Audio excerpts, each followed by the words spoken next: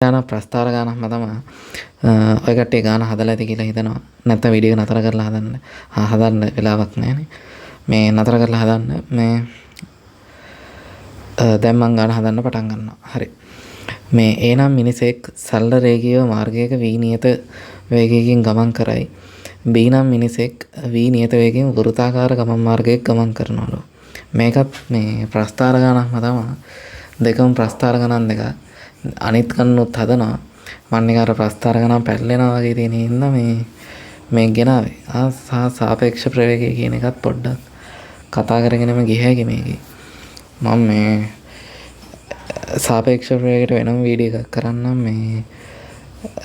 මේ ඔක්කොම කරන්නේ ඉතින් ඔය කට්ටියගේ මේ ඒ කියන්නේ එන විදිහ අනුව තමයි ප්‍රතිචාර අනුව තමයි මේ අනිවාර්යයෙන් ඉතින් යාළුවෙක්ටත් නේ දැනගන්න ෂෙයා කරන්න. හරි අපි වීඩියෝ එකට බලමුකෝ. මේ මේකෙදි මම මේ අර සාපේක්ෂ ප්‍රවේගයත් යන්තම් මේවා කරගෙන යන්න. සාපේක්ෂ ප්‍රවේගය ලොකුවට කතා කරන්නේ නැහැ මේකේ. හරි මේ ඉතින් දැන් මෙතන අහනවා සාපේක්ෂ ප්‍රවේගයත් යන්තම් කතා කරගෙන යන්න. මේ මෙතෙන්දි මේ මං සරලව නිකන් ගන්න විතරක් සාකච්ඡා කරන්න. හරි මේකේ කියනවා මෙහෙම අපි සාපේක්ෂ ප්‍රවේගයක් ගන්නවා නම් හිතන්නකෝ දැන් මට ඒට දැන් ඔයා හිතන්නකෝ මෙහෙම වස්තුවක් යනවා කියලා. මෙයාට මොන හරි වේගය 50යි කියලා හිතන්නකෝ. ඊට පස්සේ මෙහෙම වස්තුවක් යනවා කියන්නකෝ 20යි ms ශ්‍රේණ එක කියලා. ඊට පස්සේ මේකේ b කියලා හිතන්නකෝ. ආට ඒට සාපේක්ෂව b ගේ ප්‍රවේගය හොයන්න යනවා නම් අපි දන්නවා මේක ලියන්නේ මෙහෙම. මොකද්ද? ඒට සාපේක්ෂව b කියලා ලියන්නේ මේ විදිහට. හරි. ඒට සාපේක්ෂව b ගේ ප්‍රවේගය හොයන්න යනවා නම් කරන්න පුළුවන් සරලම ක්‍රමය තමයි a නිශ්චල කරන එක. ඒ කියන්නේ ඒට දැනෙන විදිහට b ගේ ප්‍රවේගයනේ අහන්නේ.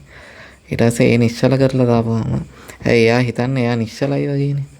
එහෙම තමයි හිතන්නේ. ඒක ඉතින් කොහෙද තියෙනවද දැන් මේ ඔයාට සාපේක්ෂව ඒ කියන්නේ ඔයා වාහනයක ගියත් ඔයා ඇත්තටම වාහනේ ඇතුලේ ඔයා ඉඳගෙන ඉන්නවා වගේනේ ඔයාට දැනෙන්නේ. ඒක ඔයා එතන නිශ්චලයි වගේ ගතියක් තමයි ඔයාට තේරෙන්නේ. ඒකට ඒට සාපේක්ෂව b ගේ ප්‍රවේගය හොයනවා නම් ඔයා a නිශ්චල කරගෙන ඒකම බීටත් ආදේශ කරන්න ඕනේ. ඒ නිශ්චල කරපු සිද්ධියම බීටත් දෙන්න ඕනේ.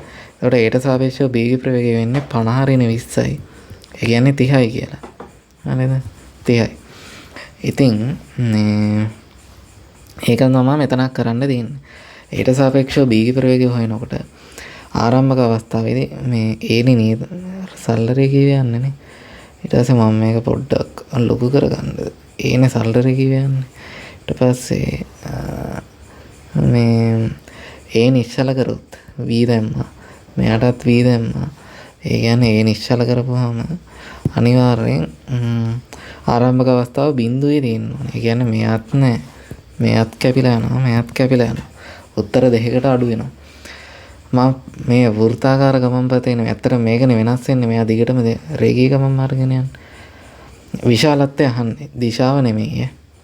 ඒ හින්දා වැඩේ තවත් ලේසි. මම මෙන්න මේ අවස්ථා හතර විශේෂයෙන් ලකුණු කරගන්නවා. මේ අවස්ථා හතර. හරි. මේ අවස්ථාවේදී මෙයා v උඩහට ඒ මේ හරියට වගේ ඉන්නේ කොහාට හරියයි. විශාලත්වය අහන හින්දා අපිට කිසි ගැටලුවක් නැහැ. මං ඒ නිශ්චල කරන්න ඕනේ හැම වෙලාවටම v විදිහට පිටිපස්සට දීලා. ඊට පස්සේ මෙයාටත් v දෙනවා. එතකොට උත්තරේ එනවා v අංශ 90න් හිටපුවම මූල 2යි v. මේ වගේ අවස්ථාවකදී මෙහාට v තියෙන්නේ.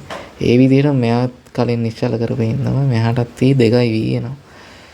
මෙතෙන්දිත් ඔය මේ සිද්ධියම තමයි වෙන්නේ. දිශාව වෙනස්. මෙහාට එන්නේ මූල 2යි v. නෑ මෙහාට නෙමෙයි. sorry. මේ ඒක ඇති වෙන්නේ මේ අනිත් පැත්තට. ඒ කියන්නේ මෙහාට මූල 2යි v. මේ එතකොට මේක ඔක්ක ගොඩේ වගේ ඒක කමන්නේ. මේ අවස්ථාව දෙක ගන්නකො මූල 2යි සහ මූල 2යි. ඒකෙම අනිත් පැත්ත මෙතන මූල 2යි. එතකොට මේක නිකන් අපි සරලවම ප්‍රවේගක මේ ඒට සාපේක්ෂව b ගේ ප්‍රවේගය මේවා වෙන ප්‍රස්ථාරයක ඇඳගත්තොත් කාලෙත් එක්ක ආරම්භක අවස්ථාව බිඳුවේ තියෙන්න ඕනේ. ඊළඟට මූල 2යි v අවස්ථාවක් ඇඳෙන්න ඕනේ. ඊළඟට 2යි v කියන උපරිම අවස්ථාව පෙන්වන්න ඕනේ. ඒකට ප්‍රස්ථාර කරගන්නේ වෙන්න මෙහෙම. ඔන්න ගාන යනවා එක් වටයක් කියලා කියනවා. එක් වටයක් කියන්නේ අනිවාර්යෙන් මේක වෙන්නත් බෑ. ඒකට උත්තරේ වෙන්නේ මේක. උත්තරේ අංක 3. කලින් එකෙත් ප්‍රස්ථාර ගානේ අංක 3. තව වෙනත් ගානකින් හම්බෙමු. දැනට මේ වීඩියෝ එක හරිය. තියන්න.